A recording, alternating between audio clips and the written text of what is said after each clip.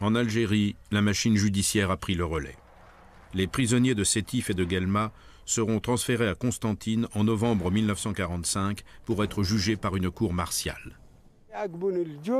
Quand je suis arrivé devant le juge, on lui a dit « Voilà le deuxième Allemand ». On m'a présenté au juge comme si j'étais un Allemand. Quand mon avocat a voulu prendre la parole, on lui a dit « Tu te tais, tu ne dis rien, il est condamné à mort ».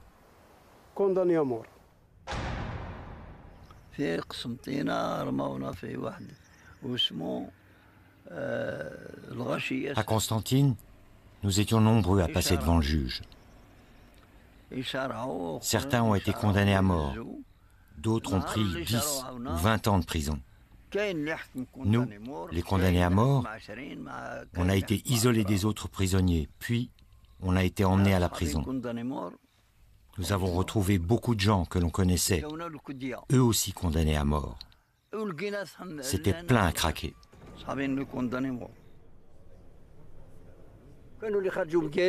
Certains sont devenus fous, d'autres ont été assassinés à coups de trique. Meurs, allez, je m'en fous.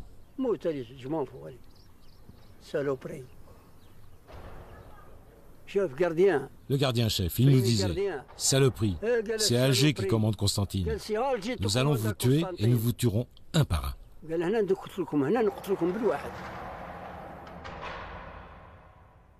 En janvier 1946, le général de Gaulle démissionne et laisse place au gouvernement de Félix Gouin. 2 mois plus tard, l'Assemblée décrète une amnistie. Les leaders nationalistes algériens, Messali Hadj et Ferhat Abbas, seront libérés. Les Algériens enfermés à la prison de Constantine ne bénéficieront de cette amnistie que partiellement. Nous, on ignorait tout. On nous a seulement dit « Un nouveau président a été élu et vous êtes gracié. Vous ne serez pas exécuté, votre peine est commuée en prison à vie. » Et on nous a laissés comme ça. En Algérie, tout semble rentrer dans l'ordre.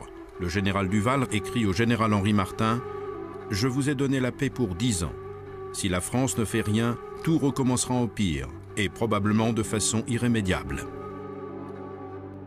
Je pense qu'en 1945, ça a été le début. Parce qu'après, c'était fini. Là. Il n'y avait plus de confiance, il n'y avait plus rien. C'est là que ça a commencé, et puis certainement. Et puis ça a commencé à s'envenimer. Oui, tout est parti de là, je suis sûre. Si la paix semble rétablie, la déchirure entre les deux communautés est irréparable. Suite à la répression du printemps 1945, les Algériens rejoindront massivement les partis nationalistes. Avec une certitude, ils savent maintenant que l'indépendance ne pourra se conquérir que par la lutte armée.